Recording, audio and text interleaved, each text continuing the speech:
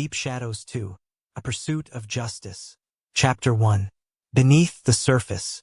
The chill of dawn crept over the city as the last vestiges of night faded away. Joshua stood outside the police station, his heart heavy as he gazed at the entrance. The echoes of his confrontation with the dark-haired man still reverberated within him, and the haunting image of Mia's lifeless body lingered in his mind like a stain. Beside him, Clara exuded a mixture of determination and sorrow. "Are you ready?" Clara asked softly. It had been a long night filled with police interviews and the painful task of recounting their story over and over, but now they faced the next challenge, unraveling the web of disappearances that had led to Mia's death. "We have to talk to Detective Lyle," Joshua replied, taking a deep breath. "We need to know of any developments." As they entered the police station, fluorescent lights buzzed overhead, casting an unflattering glare on the tired, overworked officers. They navigated through the clutter to Lyle's office, anxious to see what progress had been made. Detective Lyle, a tall figure with sharp features and a weary expression, looked up from his desk as they approached. Just then, he caught sight of Ava peering through the door's window. She took a tentative step back as they entered, her presence igniting a mix of duty, hope, and concern in Joshua's heart.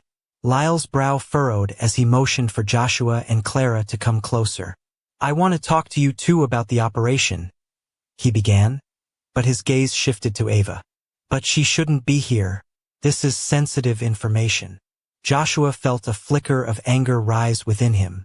Ava deserves to know what's going on. She has every right to be involved.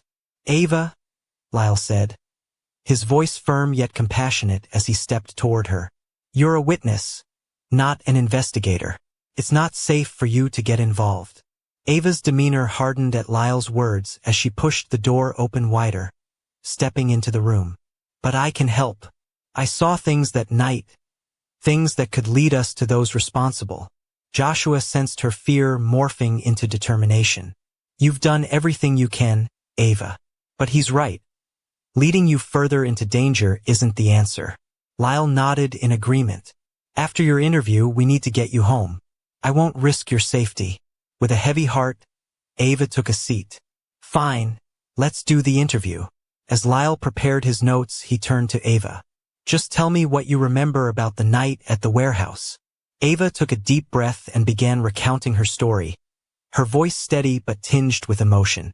She described her arrival, the frantic search for Mia, and the horror she had witnessed. As she unfolded her narrative, Joshua could see the pain in her eyes and the unyielding resolve she held to seek justice for her sister. After the interview, Lyle leaned back in his chair, concern etched on his face. "All right, Ava, we'll have officers drop you home, and I want you to stay there." "Understood." Ava nodded, her posture slumping slightly. "I just wish I could do more. For Mia. She deserves justice." Joshua stepped forward, placing a reassuring hand on her shoulder. "You're right. We'll keep pushing until those responsible pay for what they've done. Just focus on staying safe for now." After a pause, Ava's expression shifted, determination flaring in her eyes. "Mia wouldn't have wanted me to be afraid. I refuse to let her memory fade away." "Exactly," Clara added, squeezing Ava's hand. "We'll take it from here. You get some rest. You've earned it." "Stay safe," Ava replied, looking between the two of them and knowing their paths would diverge for now. With a heavy heart, she left the room, glancing back one last time with a mix of hope and sorrow. Days turned to weeks, and although Joshua and Clara delved deeper into the case, they struggled to find anything worth pursuing. Lyle connected them with a tech-savvy investigator named Sam, trained in digital forensics. Together, they combed through mountains of data, old cases, disappearances, missing persons, and looked for any connections. Late one night, surrounded by piles of case files and take-out food boxes, Clara suddenly leaned back in her chair and exclaimed, "Look at this!"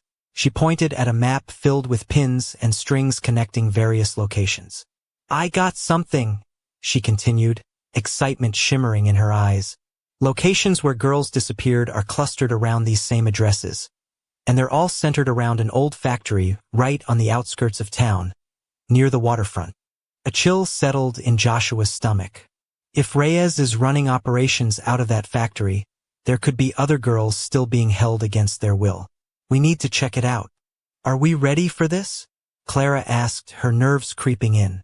Ready or not, we need to know, Joshua replied, resolve firm in his voice. Sam cleared his throat. We should set up surveillance. If we can catch their operations in action, we might gather enough evidence to arrest Reyes and his crew. But we have to be careful. He won't hesitate to use violence to protect his interests. Joshua squared his shoulders and looked at Clara, determination flooding through him. We can't let fear dictate our choices. We owe it to the girls still missing, to Mia. Detective Lyle approved the covert operation. They spent the next few days meticulously planning the surveillance, organizing equipment and personnel in preparation for what lay ahead. As night fell, the team members gathered at the designated meeting point, the excitement mingling with the tension of the impending operation. Joshua checked the gear one last time, ensuring everything was in order. The air was thick with anticipation, the stakes higher than ever. Let's move out, Lyle commanded, his voice steady against the nervous chatter. With adrenaline pumping through their veins, the team set out toward the factory, ready to face whatever dark truths awaited them. This was it, the moment they had been preparing for.